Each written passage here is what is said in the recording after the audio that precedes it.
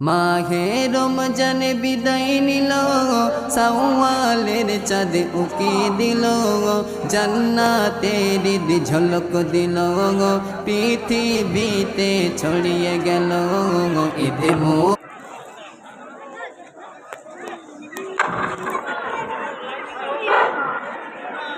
আস্তে আস্তে ইমাম সাহেব হাফিজ সাহেবের সঙ্গে মুসাফা করুন, বেশি তাড়াহুড়া করবেন না।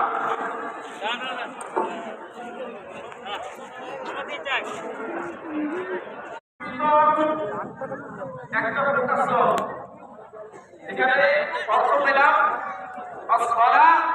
নামাজ ইফতার চালু। তো যে ব্যক্তি দীর্ঘদিন থেকে নামাজ পড়তে আসেন এবং নামাজ পড়ছে, হাদিসের মধ্যে উল্লেখ আছে নামাজ